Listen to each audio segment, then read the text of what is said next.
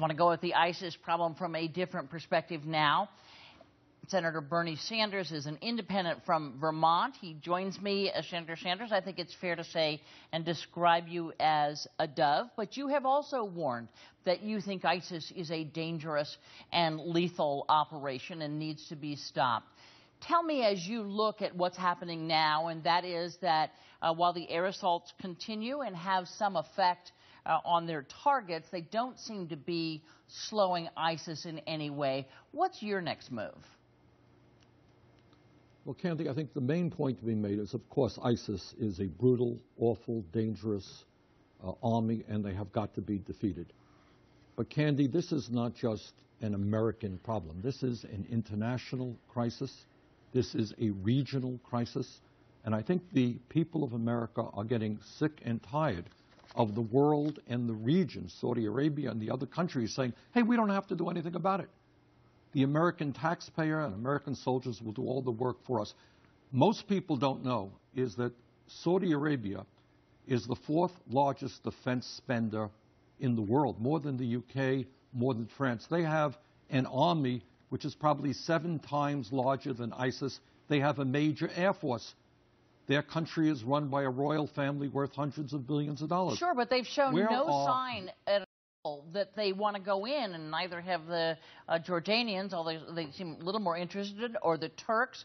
And so I'm just wondering, since everyone agrees there needs to be ground forces of some sort that are effective, whether if those Arab nations don't step forward as you want them to do and come in on the ground, does the U.S. then pull out its airstrikes? I mean, how do you handle that?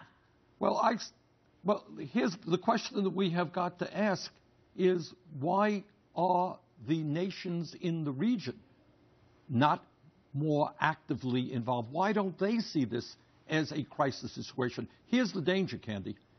If the Middle East people perceive this as the United States versus ISIS, the West versus East, Christianity versus Islam, we're going to lose that war.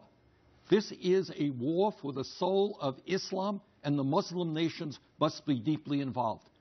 And to the degree that developed countries are involved, it should be the UK, France, Germany, other countries as well.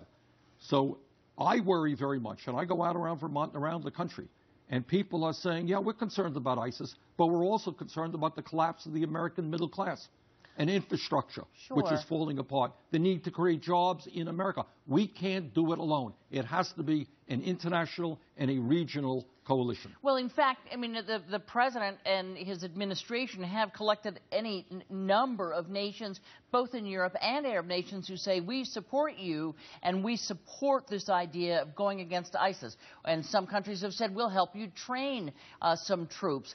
We'll give you money. We'll provide a training base. But at the end of the day, what's needed is folks on the ground. I wonder what you think of Senator McCain saying what we need is a much more aggressive, much more expansive airstrikes from the U.S.-led coalition. We need to arm the Peshmerga, and we do need to have more, not U.S. battalions of troops, not a group marching in, but more of those advisors and more of those people who can tell the air assaults where they should go.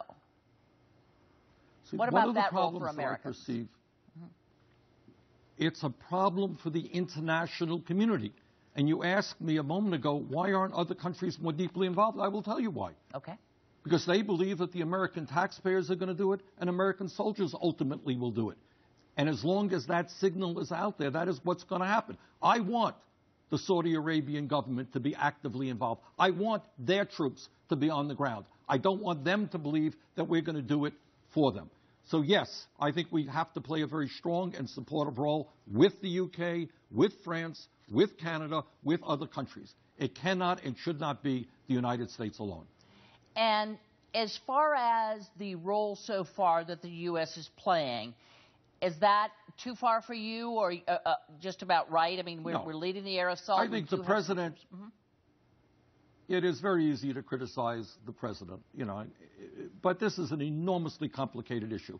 We are here today because of the disastrous blunder of the Bush-Cheney era, which got us into this war in Iraq in the first place, which then developed the can of worms that we're trying to deal with right now. So I think, again, it has to be an international effort. I think the United States, along with other countries, have got to play an active role. ISIS is a terribly dangerous organization.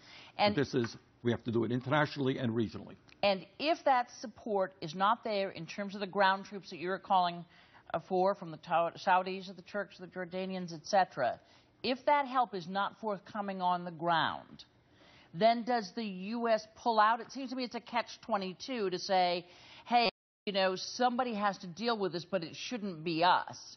So, but it's dangerous and it is a threat to us. So when does the U.S. step back? It is a threat to us. It is a threat to the UK, maybe even a greater threat, and to France. And so long as the word is out that people think we're going to do it, they're not going to step up to the plate. So I think what the United States has got to demand, yeah, we're going to be in this thing, not with troops on the ground, but with air attack support and other support, arming those people who need to be armed. But you guys are going to have to get into this as well. So would you support broader airstrikes, and would you support arming, it sounds like you would, arming the Peshmerga, the Kurdish forces? Yes.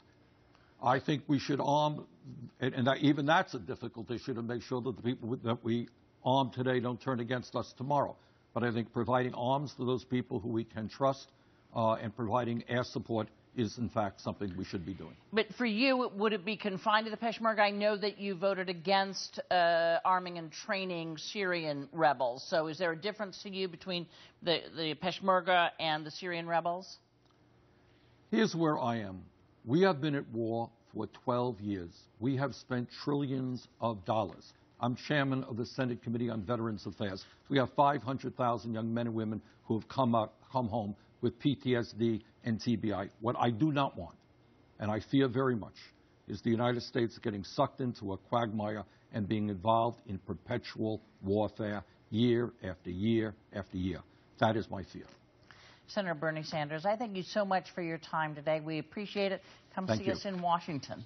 Okay. Next up, we will ask our